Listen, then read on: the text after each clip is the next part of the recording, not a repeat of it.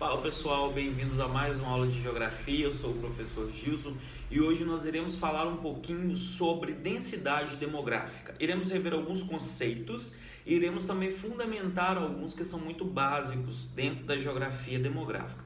Então, antes de estudar geografia demográfica, a primeira coisa que a gente tem que entender são alguns conceitos muito básicos, como, por exemplo, taxas de natalidade, taxas de mortalidade, longevidade e fertilidade também. Muita gente dá uma confundida aqui nesses conceitos muito básicos, então esse vídeo é mesmo um lembrete para você aí que está estudando, que está preocupado com o Enem, que está preocupado em fazer concurso no final do ano.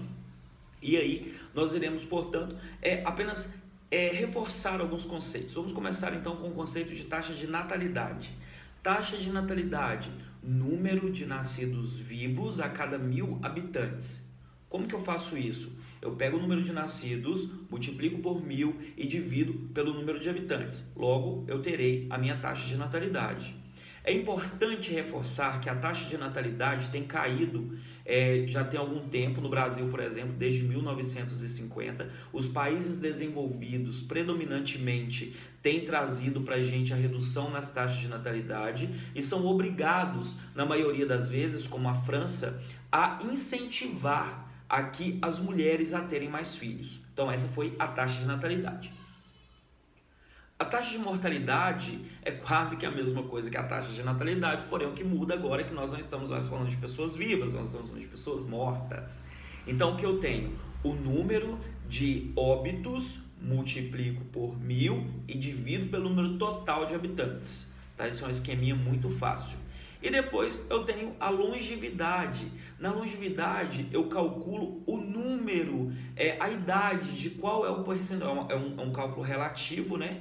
De quanto aquela população vive. Lembrando que a longevidade ela pesa muito também para se chegar ao IDH de um país. Então, quanto maior a longevidade, também esse país aí tem mais chance de ter um IDH elevado, somado a outros fatores. É importante também aqui, já fazer um ganchinho básico, para você entender que, ocupando a pirâmide etária, essas pessoas, um país que tem elevada longevidade e tem, naquele caso que eu disse no início, que tem pouca taxa de natalidade, a taxa de natalidade é reduzida, terá no futuro o que nós chamamos de crise da população economicamente ativa. O que é isso? Isso significa que nós teremos poucas pessoas trabalhando para sustentar o ápice da pirâmide e também a base.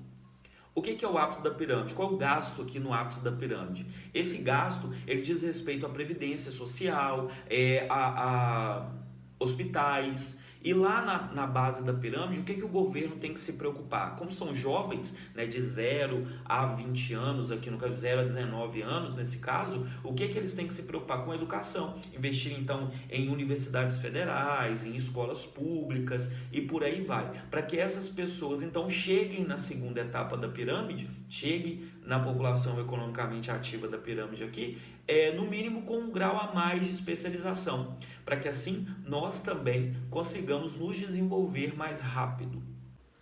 E depois disso, nós temos então a taxa de fertilidade. Muita gente confunde a taxa de fertilidade com a taxa de natalidade. A taxa de fertilidade ela também é um cálculo relativo. Esse cálculo é feito de qual forma? É um cálculo analisado quantos filhos uma mulher poderia ter na sua idade produtiva. Então eles calculam, por exemplo, quantos filhos a mulher deveria ter ou pode ter no decorrer da vida para entender se esse grau chegaria ao 2,1. Lembrando que 2,1 é a taxa de reposição demográfica.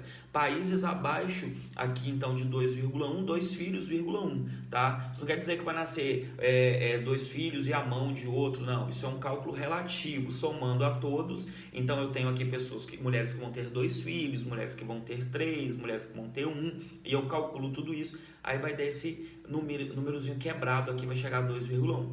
Aí eu falei para vocês lá atrás que a taxa de natalidade tem decrescido, a taxa de natalidade está caindo no decorrer dos anos. E isso aqui nós devemos a quê? Então isso também é muito importante para a gente entender essa queda na natalidade. E nós vamos começar a falar da mulher. a mulher que agora ocupa um novo perfil, a mulher que agora se preocupa em estudar, a mulher que agora ela vai ocupar novos cargos e vai vendo também que ter um filho, para se ter um filho, aqui ela deve estar mais estruturada. Então aquele perfil antigo de mulher que trabalhava, que ficava em casa, que cuidava dos filhos, ela vai deixando de existir.